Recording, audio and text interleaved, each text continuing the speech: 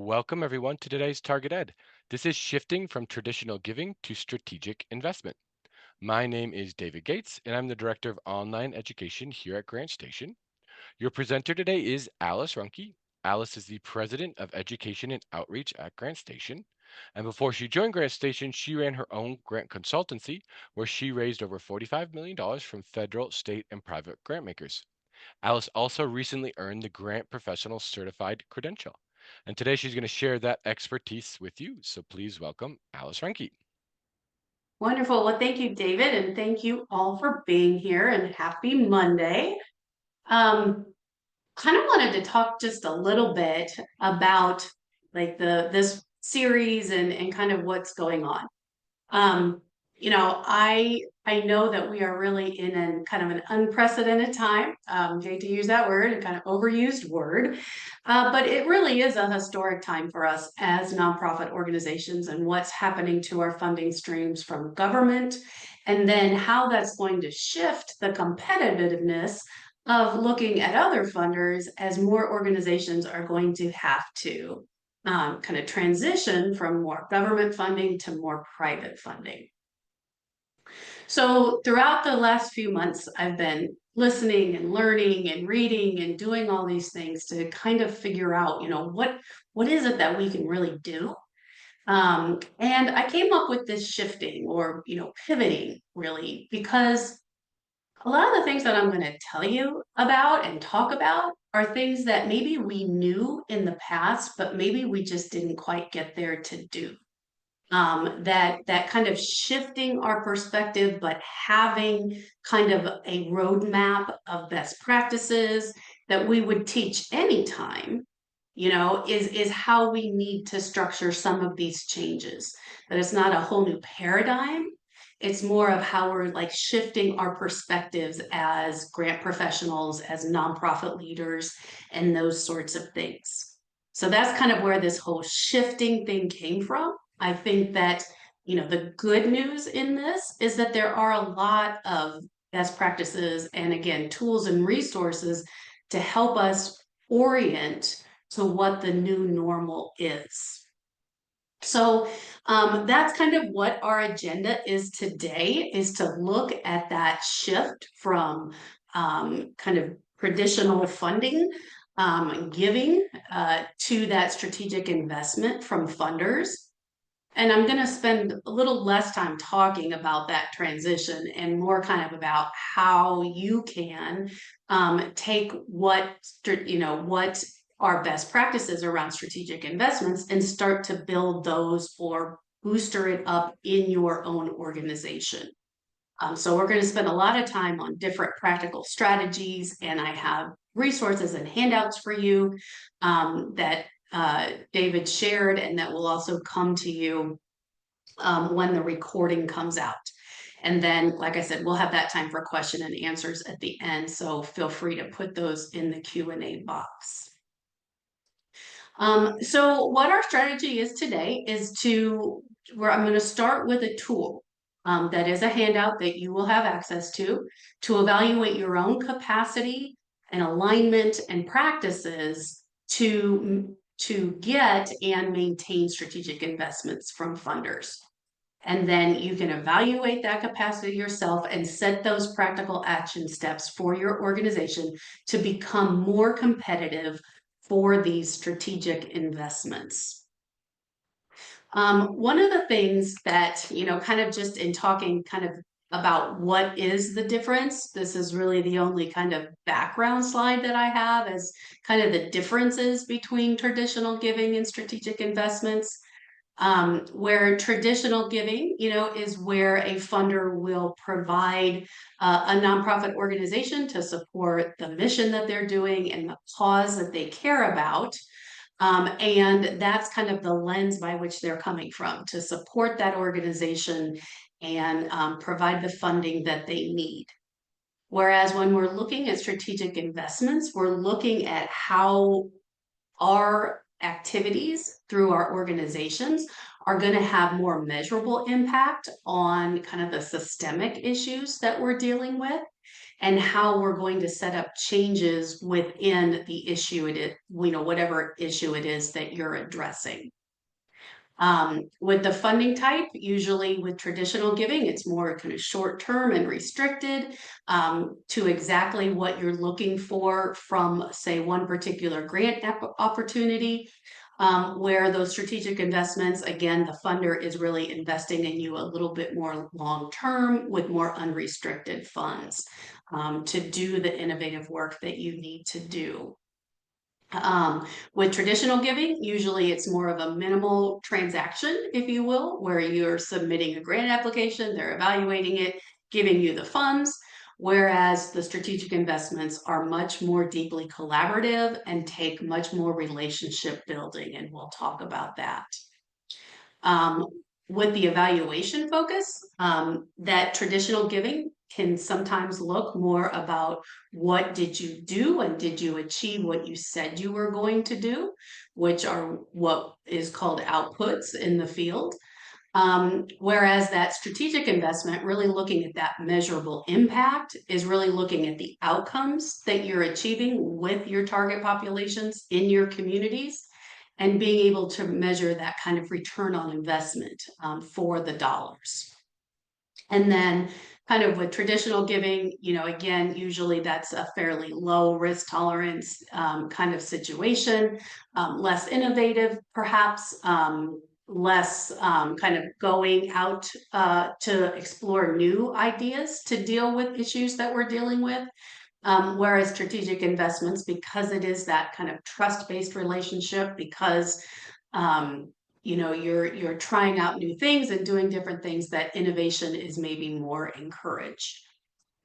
So I want to say just a couple things before we kind of move off this slide that, not every funder is moving from kind of our traditional giving to our strategic investments. But everything that you're going to learn today is going to help any application that you write, even if it's under traditional giving. It's going to help make that stronger and make your application more competitive. And then if you're looking and finding those funders who are, going into more strategic investments, then you'll kind of have that leg up, that ability to, hit the ground running when you find those funders and are able to develop those relationships.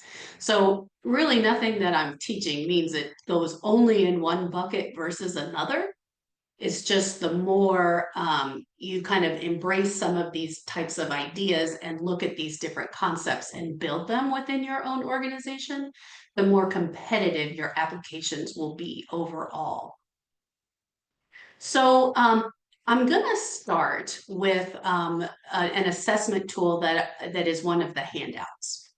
And on that assessment tool, or strategic investment readiness assessment, as I apparently called it, it has 5 different areas of really looking to how to rate yourself as an organization, and then provide those action steps to help increase your scores or guide your organization further along in the development process with these different 5 areas. So organizational alignment with funders, impact measurement and evaluation, organizational capacity and sustainability, fundraisers and funder engagement, and then systems change and innovation.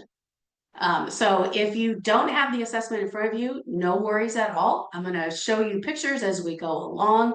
And then, like I said, you'll get the copy of the assessment to work with your stakeholders and find out how you would kind of rate or score your organization now. And then what are those action steps that you can take to increase those scores within each section to make yourself more competitive and more competitive overall, and then more kind of engaging to a funder who's looking to strategically invest in longer term investments.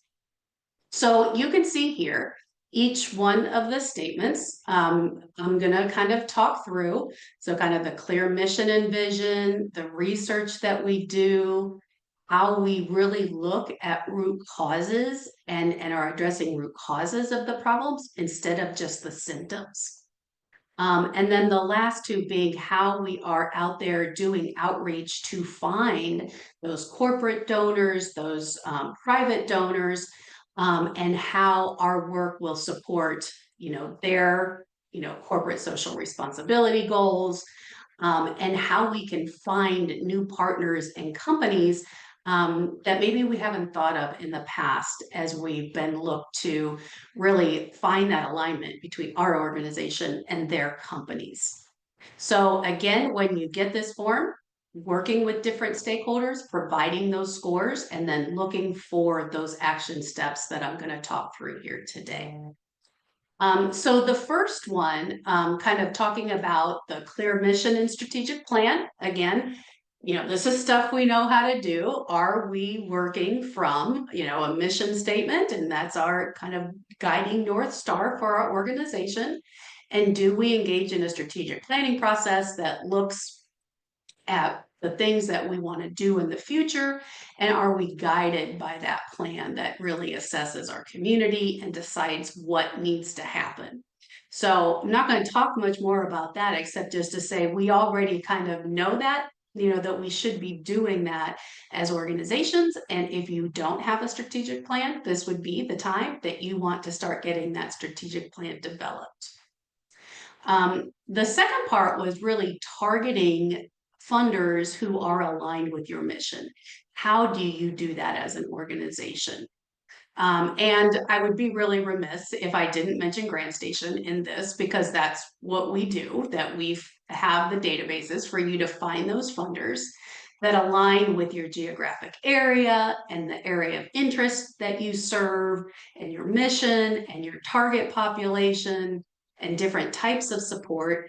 And so really doing your research to finding those that best align with who you are from the beginning will really help you spend your time and energy focusing on those funders that are going to give you the best return on your investment. So those kinds of things, again, are pretty easily solved with, something like a membership to GrantStation to help you find the best funders to match who you are. Another part of this was addressing systemic issues and not just the symptoms of what's going on. And I think the best way to do that is through different partnerships and coalitions. I have another handout that I'm going to be sharing with you that is our project planning framework. And if you have ever taken a webinar with me, you've probably seen this, where part of the process in our planning for our grant applications is really looking here at this top left-hand quadrant of what's going on with our target population. So we're finding that data that's showing, what the statistics are of what our population is challenged with. How many people are without a home? How many people are hungry? How many people are food insecure? All those kinds of things that we're working on. And we're demonstrating with data to show how many people are challenged with these different areas.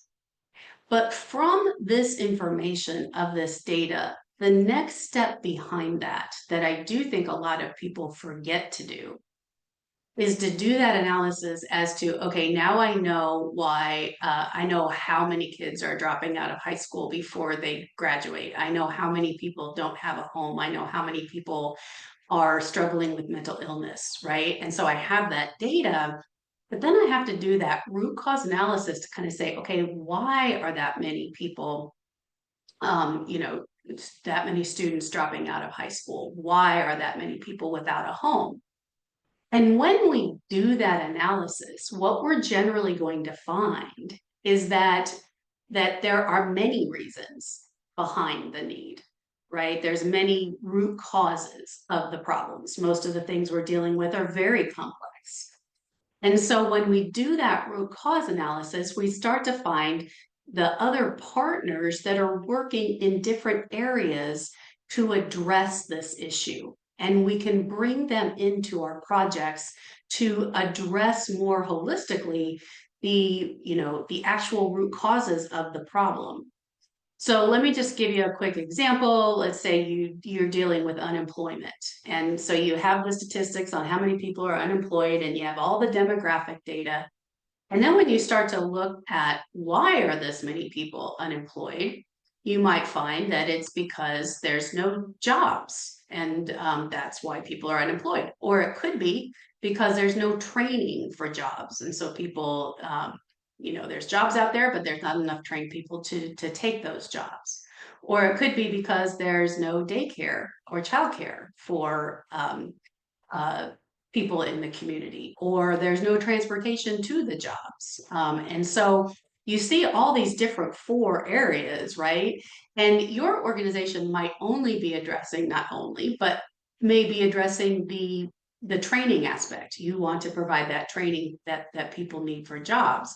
So you bring in those other partners who are addressing job creation and the wraparound services for daycare and transportation, and you bring those folks into your projects. And then as a group, you're still asking for your money to provide those services, but as a coalition, as a partnership, you're addressing more of the root causes collectively of unemployment than just doing it individually on your own.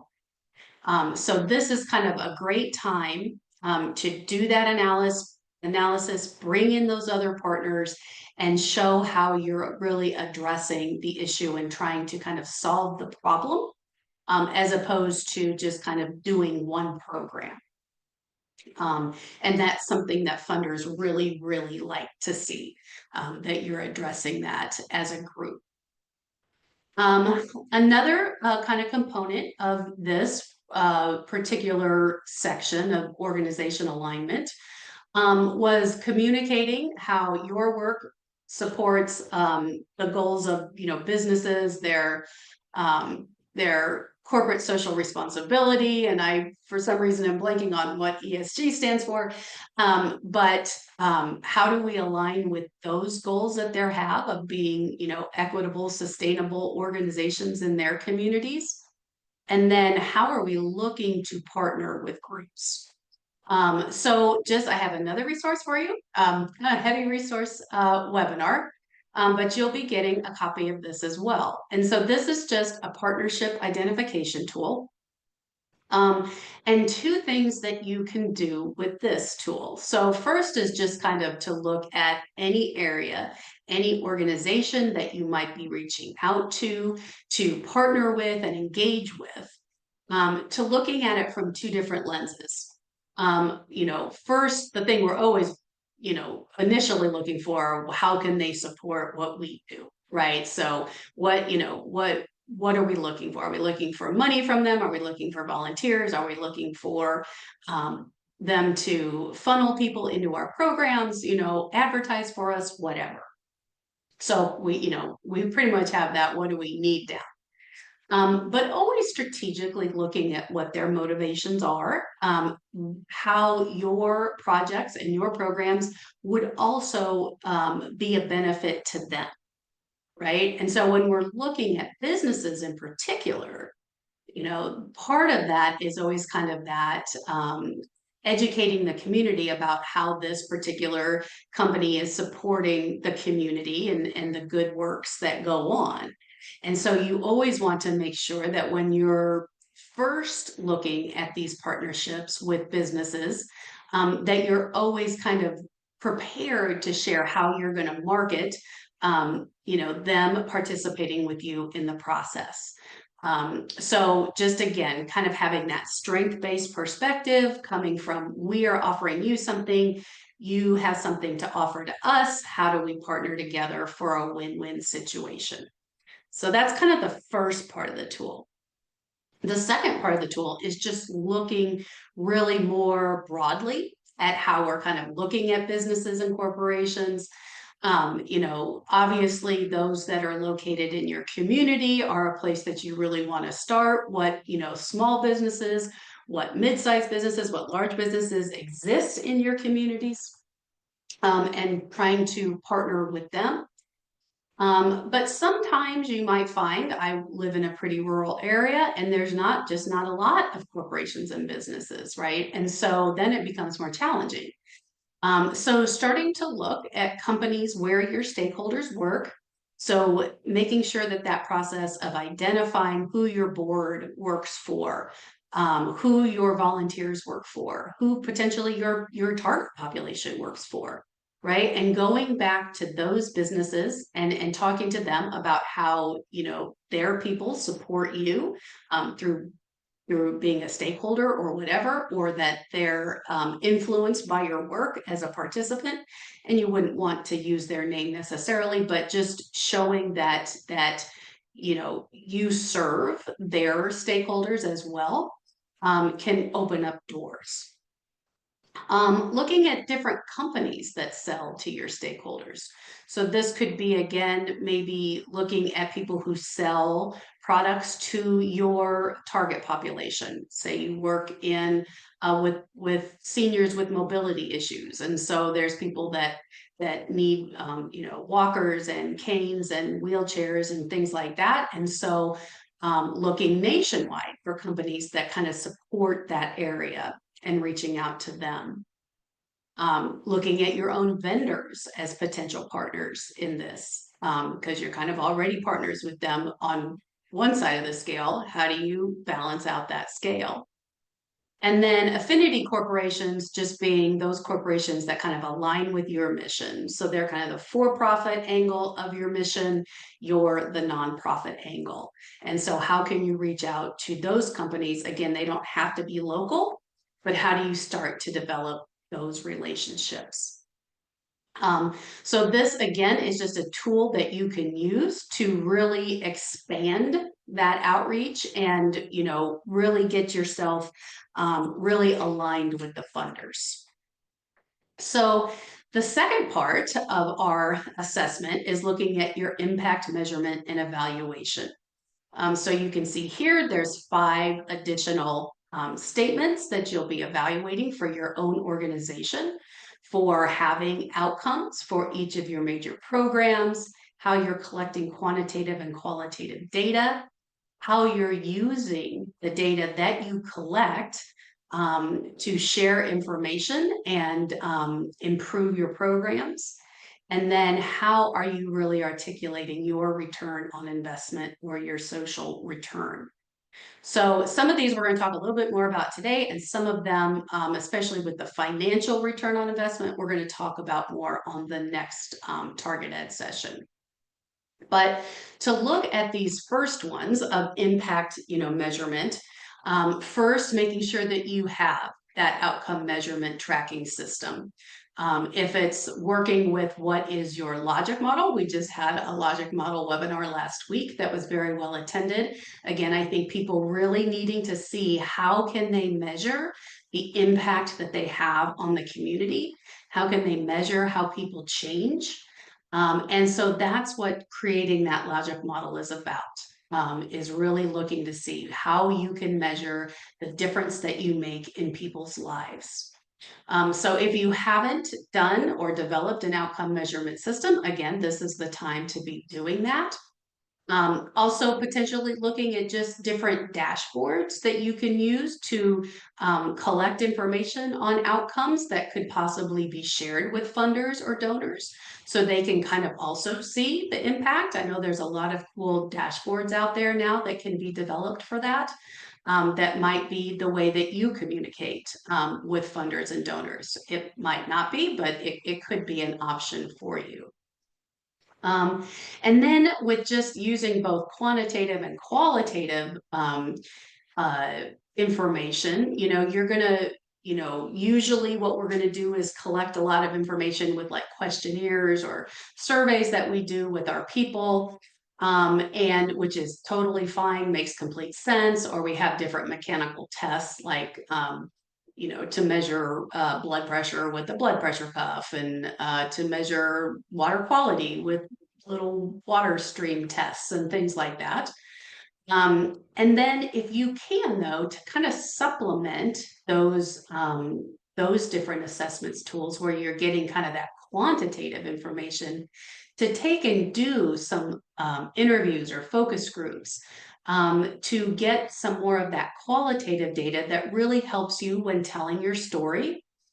It helps you take that quantitative data and kind of put a face to it. You're able to kind of paint that picture of a typical client and how they were helped through your programs and kind of provide that, that glimpse into your organization, both with the data and then with the story of the person or people that you're serving.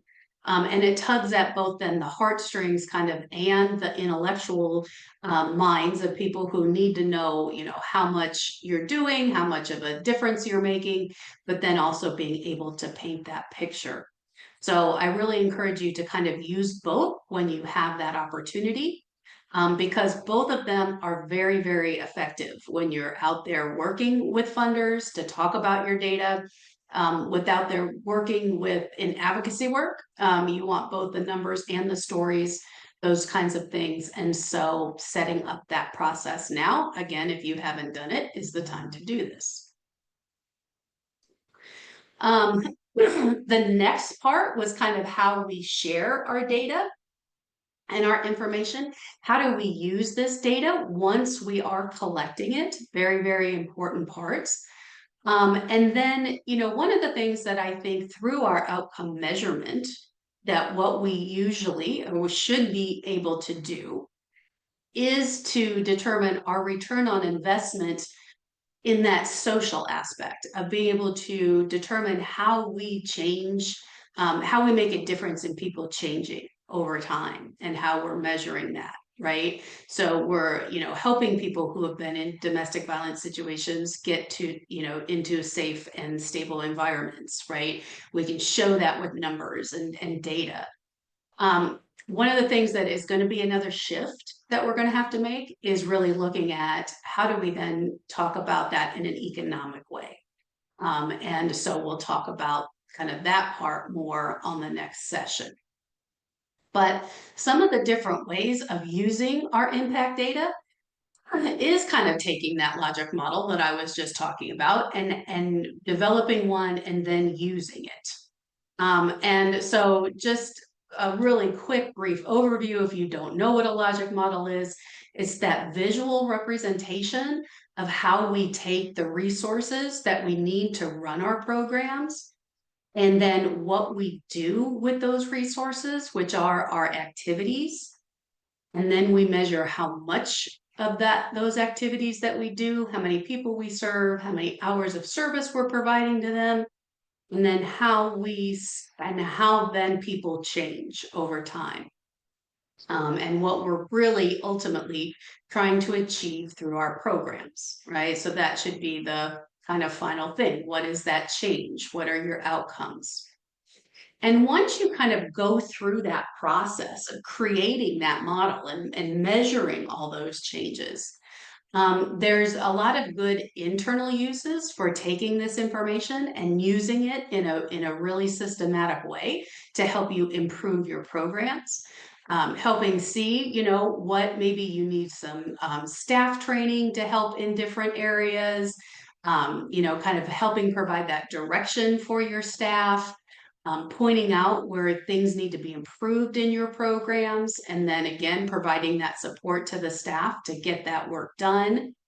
Looking internally to really look at, again, you're looking at what difference you make.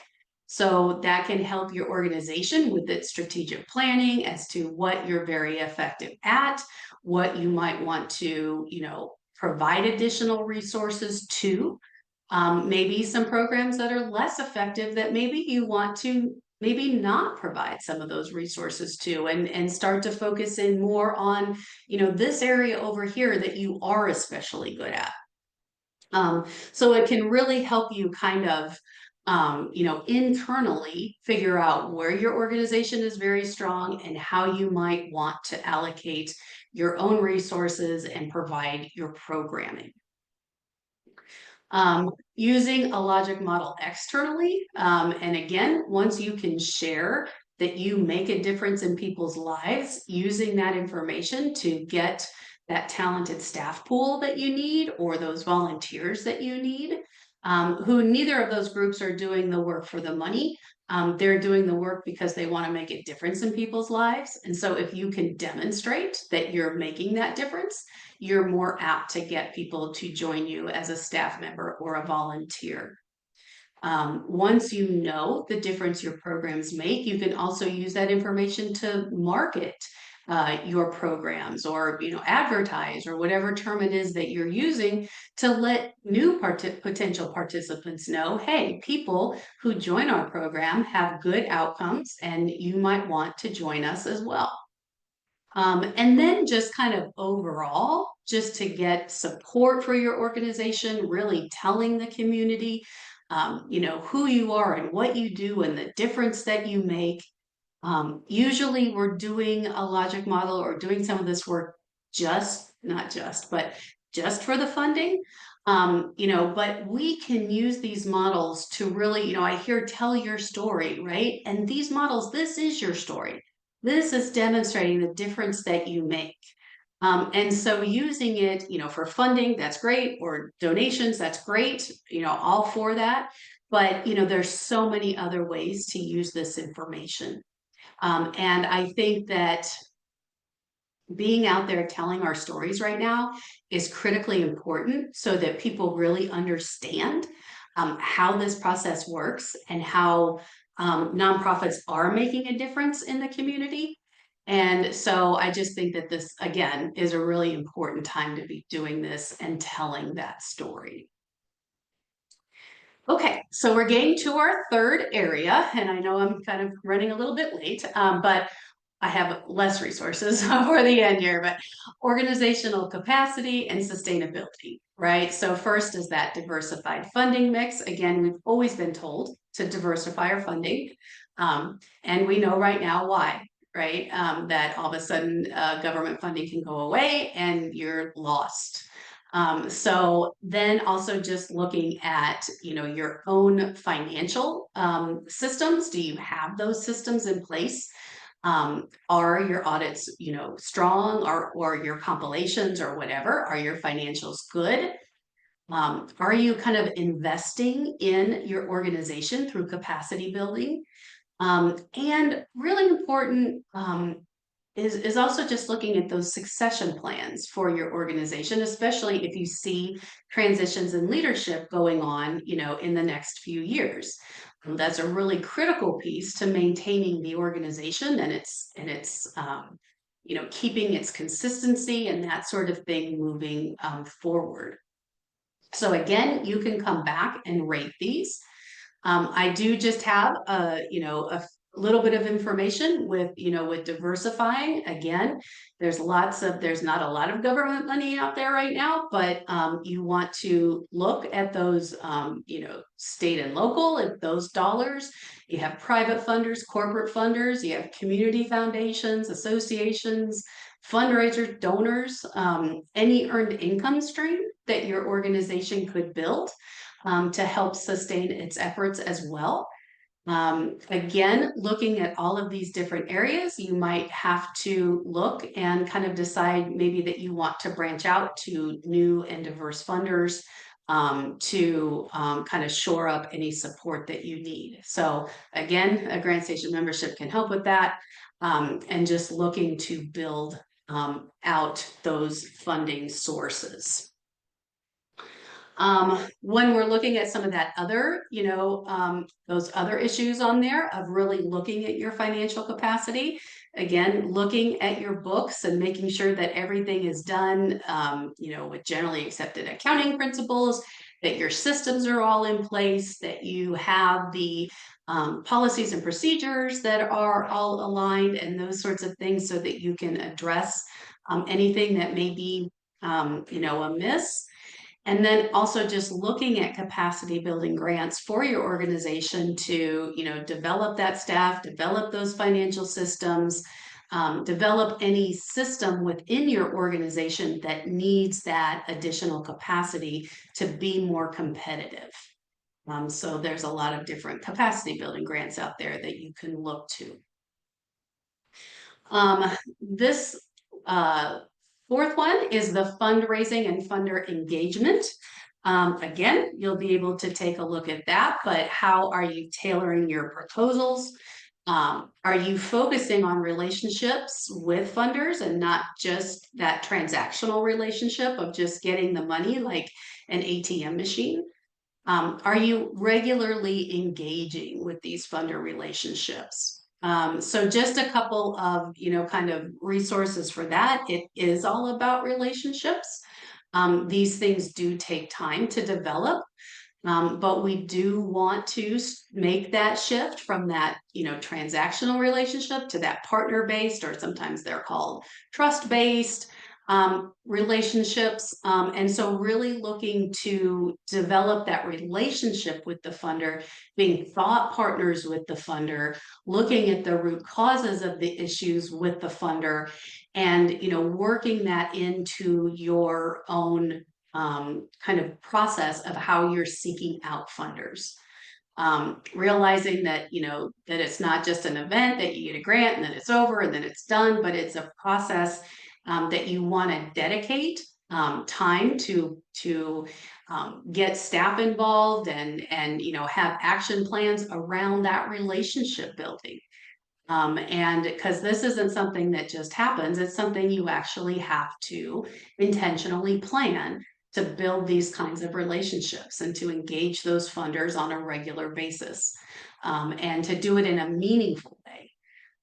So again, these are all just things that you can look at and evaluate for yourself and how you can make that shift from where you are right now to being more strategic. And then the last part is the systems change of looking to influence policy or doing advocacy, looking at coalitions to amplify your impact, being innovative. We've already kind of talked a little bit about sharing what you're doing, and so through those logic models and sharing the difference that you make. Again, becoming a contributor in the community to solving these problems. And then just looking more to changing the root causes of the problems and looking at systems changes as opposed to kind of one-off grant applications. So with this, I just have some, again, additional, I've been talking a lot about advocacy as we're, navigating this funding landscape. So you maybe heard this from me before. But, are we really looking and contacting our senators and representatives and telling them our stories? And looking at other just local officials, looking at just educating the community through this, if it's through op-ed pieces, through different avenues that you might get to stand up in a Roatan's meeting and tell about your organization and what you're doing and how you're making a difference, and just getting that message out as much as humanly possible. And then also looking at the different committee assignments, you might also be able to find that, say, within the health committee, maybe there's people that you would want to connect with if that's your area, and you can share that story and share that information about the difference that you make and the solutions that you have. So those are just some of those kind of action steps, with just here again, just some information on how you can craft that message. And you can kind of come back and look to this, but this is the things that we've already talked about being able to share that data, telling them exactly what you're asking them for, and following up and again, just telling that story. And just as kind of a pro tip, as we are out there right now, as we are doing that communication about, kind of where funding has been cut and what we do and all those sorts of things, to keep that focus in even more on what the negative impact is going to be if you are not able to provide the solutions that you provide as an organization.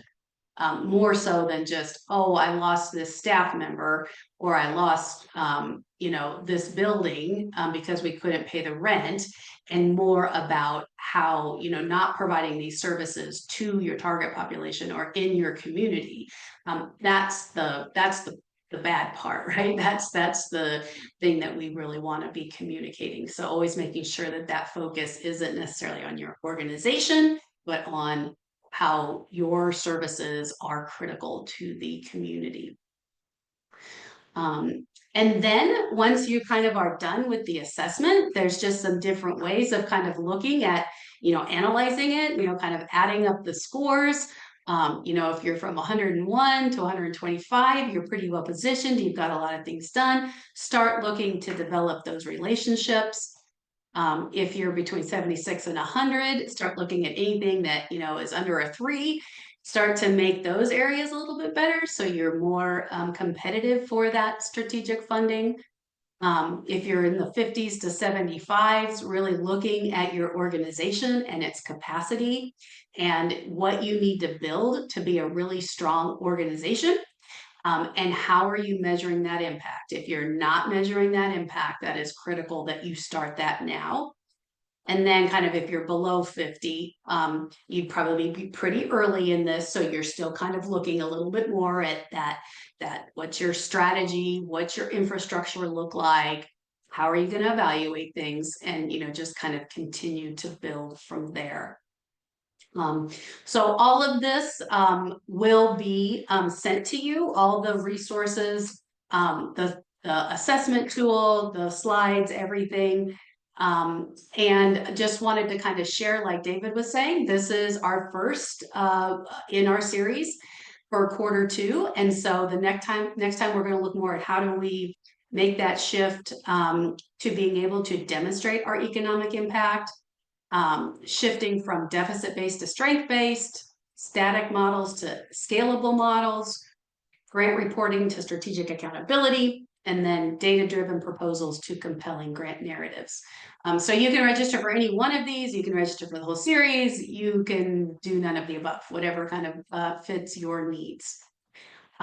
So with that, I know I probably overtook my time, which I did, but I'd be happy to do some questions. Perfect. Thank you, Alice. And just a reminder, if you do have to jump off early or jump off now, you will get the full recording, so you'll be able to listen to any of the questions that we go through now. So Amanda asked, do you or Grant Station have any data on how many funders who are moving from traditional to strategic investments? Or perhaps if there are more funders shifting to strategic investment in recent years, just trying to get a handle on how common this is or is becoming. Yeah. So I mean, I don't have any actual like data on the number of, funders like specifically on that. I do know that, after the pandemic, there was a lot of discussions about moving more to trust-based philanthropy and those kinds of things. And so there was a bit of a movement to that. But I also believe that even if they're not using the term strategic investment, that I think that everything that we talked about today is things that any funder is going to, to see you addressing root causes, for example, that's going to make you competitive across the board. To be working in coalitions, to do different things, that's going to help you across the board. So I think that anything in this session is really just going to help you be more competitive, kind of regardless of the term that the funder uses. But as competition increases, right, which it's going to, as more organizations are going to have to go from government dollars to private dollars, then I think that funders are going to have to be more strategic, and they're going to want to make strategic investments more so than one-off grants, right? So I think it's, I wouldn't say it's a movement like it was before, but it's a result, I think, of the current situation. Yep, makes sense. Caitlin says, we have a strategic plan that we use internally to guide our operational plan for the year. Is that strategic plan something you recommend we share on our website for people outside of our Hmm. organization to see? Oh, that's kind of a neat idea. I think that you could. I think that a lot of different, I know like government organizations do put their strategic plan out there. I know that a lot of people are a little afraid sometimes, like, oh, somebody's going to steal my idea and those kinds of things. But usually the strategic plan is a bit more, kind of visionary with some action steps and those sorts of things, and not the complete roadmap. But it could be something that you share or offer to share with your constituents kind of widely, so that they can kind of see what, where your organization is moving to. Certainly sharing it with any funder or donor who would ask, or sharing it in the way of like the logic models, which are the, one-page snapshots of each program, could also potentially help. Again, maybe more people would read a one-page logic model versus an entire strategic plan. So it's really just there so that people can see how you're developing over time, what your, long-term goals are, and however you can communicate that with those donors and funders, the better. Yep.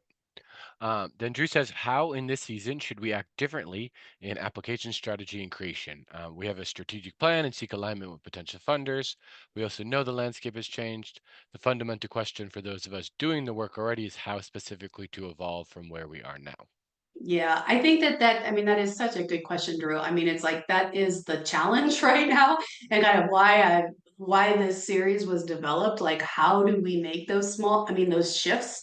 And so I think that again, communicating, some of the different components of this, again, where it's looking at kind of keep going back to this one, but just developing and working on those root causes of the problems, talking about those partnerships and coalitions, talking about how you're addressing the issue as a group, is probably more important as we're applying for grants now than maybe in the past, so that they can see that you're really, kind of woven into the community and the groups that are addressing and advocating and, making policy and all those kinds of things, that there's more of a collective effort in that. So that's just a little more of a shift in maybe some of the things that we're highlighting when we're writing our applications. Um, and so those would be some of the things that I would, start to really increase discussion in my applications about. Yep. hmm Yep. Then Caitlin says, at the beginning, you talked about switching to focusing on outcomes rather than outputs. And now you're talking about measuring social impact. Both social impact and outcomes are sometimes very hard to measure. Are we changing community minds? Are people more aware of the need in our community? Are we succeeding in educating people about our mission? How do you recommend we measure and communicate those? That's kind of an interesting question, Caitlin, because when I look at that and I'm looking at talking about measuring social impact and measuring outcomes, I'm always kind of focused on how the people that we serve have changed over time and how they've gotten, from one situation that they kind of walked in the door with to how they walked out of the door with a better set of circumstances. And so to me, that's measuring social impact. That's showing that what we do makes a difference in people's lives. It, reduces, whatever it is, incidents of needing to use emergency services for mental health because it's being addressed earlier. Those kinds, I mean, that's just one example, but those kinds of things. And so I'm not saying that it's wrong to measure, what the need is in your community or what your mission is in the community. It's more about them knowing what you do and the solutions that you have. And that's communicated, I think, the best through those outcomes as to how people change. That the goal isn't necessarily to measure how much people are aware of the need, but maybe what solutions you offer and how people actually improve because your organization exists, right? So it's kind of a level higher than that of just kind of being out there doing, educating the community about what we do, but what difference we make in people's lives, if that makes any sense. Yep. think that does. Yeah. And then one last question. It is difficult to measure ROIs versus outcomes. Measuring outcomes can be well documented. Measuring ROIs is putting a figure on what can be a subjective state, being better off with some of your bills being paid, for example. How do I communicate ROI to funders? Yeah, so um, that is really going to be the next webinar, Yep. except for when I'm looking at return on investment, I'm looking more at not necessarily at how bills are being paid, but how the work that we do, when we do it, it actually saves money in the long run, right? That providing, this $50,000 now is going to save $100,000 in what is going to be expended if we don't provide this service. Hmm. So that's kind of when I'm looking at return on investment. I'm looking at, I invested this money in you and, you saved actually, not only people's lives and issues, right, that they would have had to have gone through, but it was also a good economic decision to do because, Yep.